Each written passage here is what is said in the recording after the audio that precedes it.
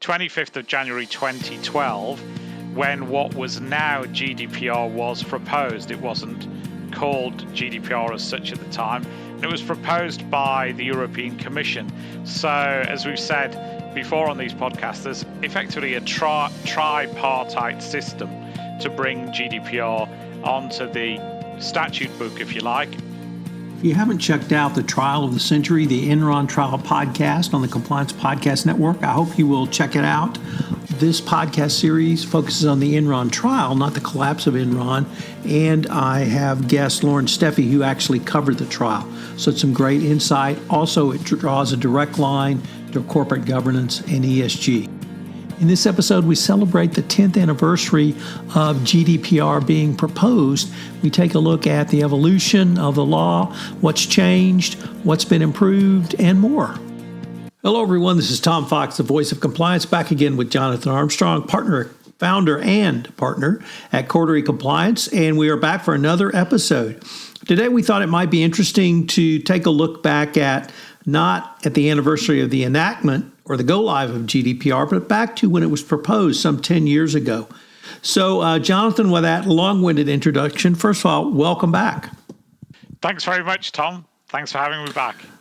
So, Jonathan, I thought maybe you could talk to us about how, or rather, what final GDPR was as opposed to what was originally proposed, and then maybe how it's even changed or morphed since it came into law. But what was the original kind of impetus around GDPR? And we have to hark back to a time of yore where there was an entity called the European Union, which included the Kingdom of England, Scotland, Wales, and Northern Ireland. So perhaps with that caveat, you could help us understand, where did the original impetus for a GDPR come from? Yeah, happy to, Tom. And it does seem so long ago, doesn't it? It was the 25th of January 2012 when what was now GDPR was proposed. It wasn't called GDPR as such at the time, and it was proposed by the European Commission. So, as we've said before on these podcasts, there's effectively a tripartite system to bring GDPR onto the statute book, if you like, and the Commission proposed it, then it was considered by the European Parliament and effectively by the nation states, and the three of them almost negotiated the provisions of GDPR over a 2, 3, 4 year period until it was finally enacted. That was 2 years before it went live. And I think that I paused and looked sort of 10 years later to see whether GDPR had, if you like, lived up to the hype. I think one of the first things that people concentrated on in 2012 was the expectation that fines would be pretty high and that it would lead to severely increased penalties. This was one area where the original proposals changed, and then there were higher fines proposed, lower fine levels, until the parties settled on 2% for some infringements, 2% of global annual revenue, and 4% for higher level infringements. And of course, in the first couple of years of GDPR enforcement, nobody got near any of those fine levels. And a number of people said, if you like, that GDPR was a damp squib and that fines wouldn't happen. I think they've been proved to be wrong over the last 18 months, 2 years or so. We had about €1 billion worth of fines in 2021, and 2022's got off to a significant start. We're well over $250 million worth of fines, and we're only in February as we record this. So I think fines have certainly kicked up a pace. But of course, it's not all about fines. We've seen some data protection authorities be much more subtle in their enforcement. And I think one of the areas that people didn't concentrate on too much at the start was these other things that regulators could do So, for example, the ability to dawn raid organizations like they did with the Facebook's offices in Ireland, the ability to ban data transfers happening like the Portuguese authorities have done with Cloudflare, and the ability to order processing to stop and records to be destroyed like the UK regulator did with HMRC, a UK government department. And sometimes those other things can be more consequential. Obviously, we've talked about this before, the fact that Ireland intervened in Facebook's proposed dating service meant that Facebook could not launch, and then the pandemic hit, which was the gold rush for online dating. So Facebook missed out on that opportunity. And there's a couple of other things, Tom, that I might just highlight. First of all, I think there was this thought that GDPR was really about data security. I mean, that's proved to be very much wide of the mark. Transparency is a key theme of GDPR. Most of the high fines have been for transparency rather than for data breaches. Obviously, some investigations into transparency have come about because of a security breach. The H&M case, for example, springs to mind. 35 million euro plus fine. It's a security breach to start off with. Then the regulators look at whether people should have been holding those records. But transparency is front and center for a lot of enforcement. And I guess one of the other concerns I wrote about, I wrote an article the day what is now GDPR came out, and I'm loath to quote from something that I wrote, Tom, but one of the things I said is the new rules will still be enforced by the independent data protection commissioners in each country and by the national courts. This is likely to lead to inconsistencies as in the pre-GDPR system. Fines vary across Europe for relatively similar incidents. And unfortunately, that's definitely been the case in that, 10 years since. That it really is inconsistent across Europe, and it's hard for organizations to predict what regulators are going to do, particularly for a US corporation, for example, where it has operations in one or more European countries. As far as enforcement's concerned, Spain is out in the lead with about 397 fines. That's about 35% of all known GDPR fines. But at the other end of the spectrum, some regulators have hardly got going. So Croatia, for example, seems to have only fined 2 unnamed companies an undisclosed amount of money, and then only in 2020 and 2021. And there's a real difference in the amount of fines being levied. Of Spain's 397 fines, I think only 8 have been over €1 million, and the majority are well under €60,000. And in contrast, some DPAs, like the UK, have fined higher amounts, but infrequently. And that's relevant, of course, because that was one of the promised benefits of GDPR. GDPR was always meant to be a balance between the extra powers that individuals had, but a reduction of red tape, a reduction of bureaucracy for corporations. And there were all these predicted cost savings. The European Commission said that business would save 2.3 billion euros each year because GDPR was much more streamlined than the earlier system. And I don't think that's true. I don't think anybody that I know has saved any money at all. And I've done an unscientific straw poll over Twitter that, if anything, confirms that. So many businesses are spending much more money since GDPR came in, not only with improving their processes and procedures, but also dealing with nuisance claims, trivial claims, vexatious subject access requests, right to be forgotten requests. And there's a lot more bureaucracy involved in the post-GDPR regime than there was in the pre-GDPR regime. So I think in some respects, GDPR has lived up to some of the promises. It's certainly raised the bar. It has been a model for other jurisdictions to follow with GDPR-like legislation. But many of those promises, particularly those of cost savings for businesses, just haven't been as good as the paper they weren't written on. We'll be right back with more Life with GDPR after a word from our sponsor.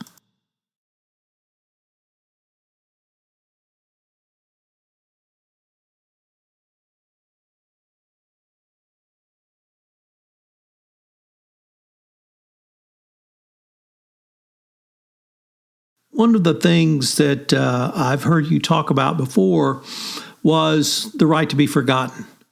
And at least one sector or one segment of those proposing that were concerned about young girls or other minors who may have done something foolish and posted a picture of themselves or others, clothed or unclothed, and have to live with that in the virtual world forever. And so there was one school of thought that the right to be forgotten would be help that situation as it may come up.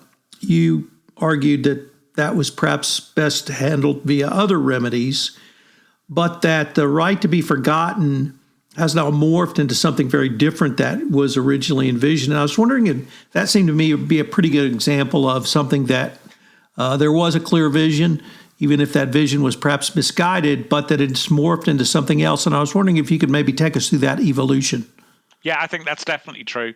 There was a perception at the time that some US social media businesses were monopolies or quasi-monopolies. And of course, the Commission had looked at antitrust legislation to hit some of those corporations.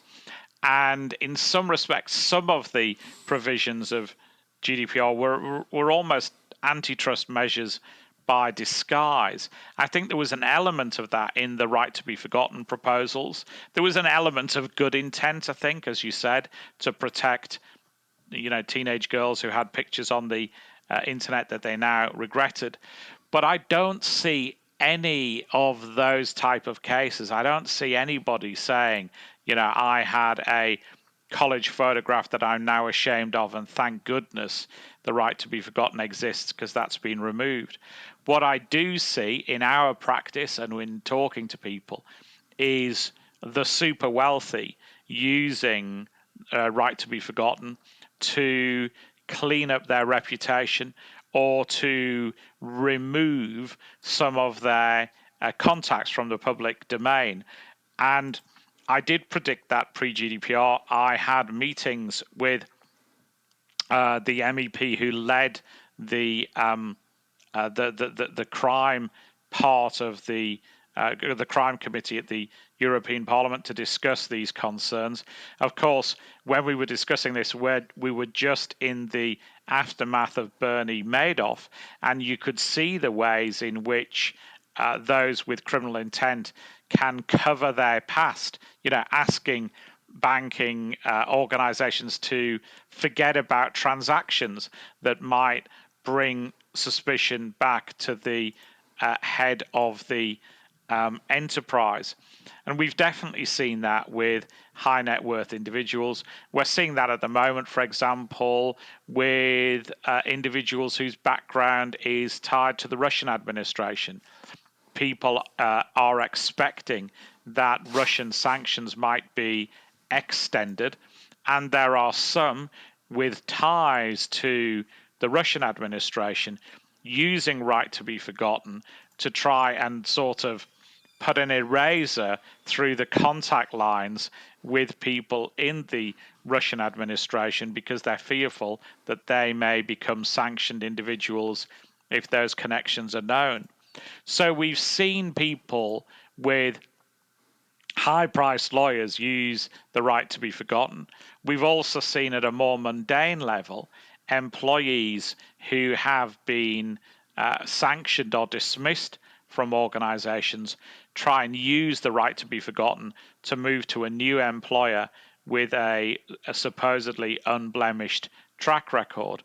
And in many cases, you can resist right to be forgotten requests, but you have to be organized to do so, which again gets back to my point of the real burden on a lot of corporations, both in administrative times and financially, that GDPR has brought. And there's been some kind of shaking out. But do you see maybe 2 or 3 countries with really top-notch regulators, both in terms of bringing enforcement actions, but also in dealing with companies or regulators that you see as a little bit more aggressive at this point?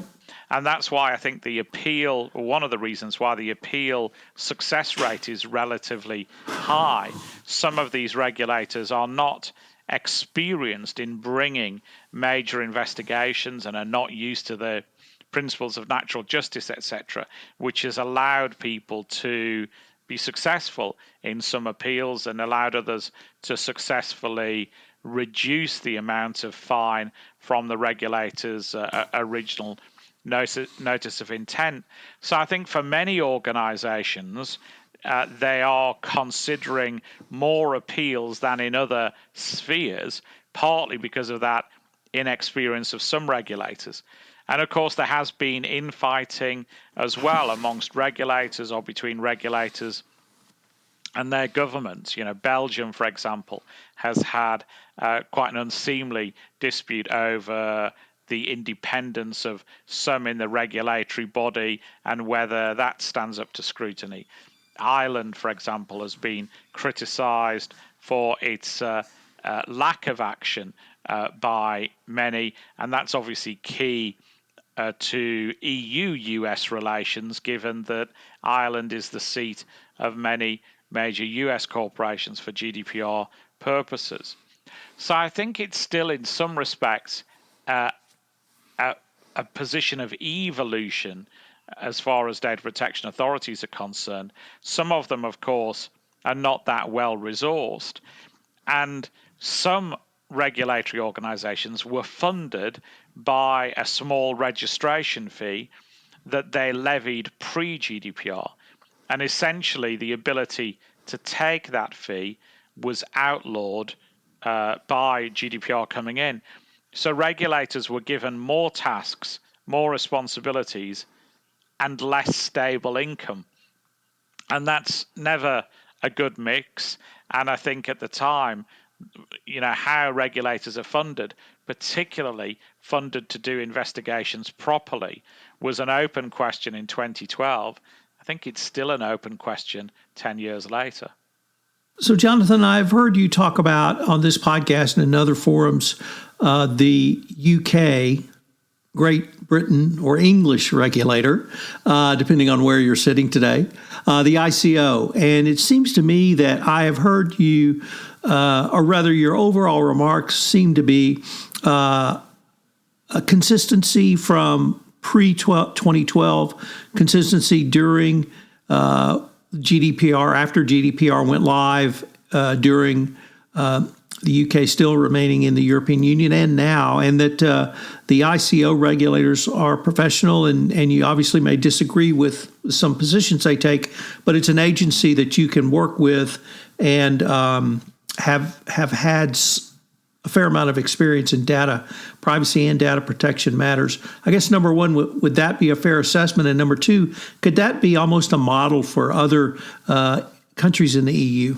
Yeah, I think yes on both counts. And of course, there was almost like a partnering system where the UK and other well-resourced authorities were sharing resource and mentoring some of the smaller authorities in the EU. And I think it is a shame, and I've heard people, in the remaining EU express concern that the UK is, I think, the biggest agency left the club, if you like, and they were well resourced, so they would lend resources for particular investigations or just this sort of mentoring type relationship to others in the community. So I think it's a shame that the UK has left, but I do think your characterization is correct. I think as a general rule, that is my experience with the ICO. I think I would sometimes disagree with the results of their investigations, but I wouldn't deny in any of those that I've been involved with that they haven't followed proper process and been respectful and listened. And I think that concern is felt by some for some of the other agencies. And particularly, I think some of them are under real pressure. There is a quasi-league table now. And as I said, countries like Croatia that are at the bottom are under pressure to get results. I think one of the other pressures that we've seen is the Commission proposed this system called one-stop shop, where effectively one authority would act as the lead regulator and would sort of report back to the others. That system's under real strain. I think partly it's under real strain because it's perceived that Ireland isn't doing enough. So some authorities like France, for example, have thought of constructive ways in which the one-stop shop doesn't apply to allow them to take action because they think Ireland is sitting on its hands. So I think that whole harmony piece and consistent enforcement piece and one-stop shop was always going to be a really, really tough thing to pull off, partly because different regulators care about different things. But I think that has been a real disappointment in GDPR. There isn't that much consistency. There's a varying quality of regulators. Well, Jonathan, unfortunately, we're near the end of our time for this episode, but I'm almost sure that we will continue this conversation as GDPR continues to evolve. Thank you, Tom. This is Tom Fox again. I hope you've enjoyed this episode of Life with GDPR, and I hope you'll join Jonathan Armstrong and myself again on this podcast series. I hope you will check out the latest addition to the Compliance Podcast Network, Presidential Leadership Lessons for Today's Business Leader, which is premiered on the Compliance Podcast Network. Also, check out Design Thinking in Compliance, where Karsten Tams and myself continue our exploration of how you can use the social engineering tool of design thinking to increase the engagement and effectiveness of your compliance program. Life with GDPR is a production of the Compliance Podcast Network.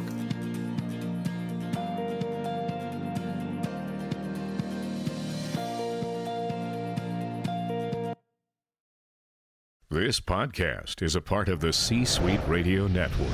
For more top business podcasts, visit c-suiteradio.com.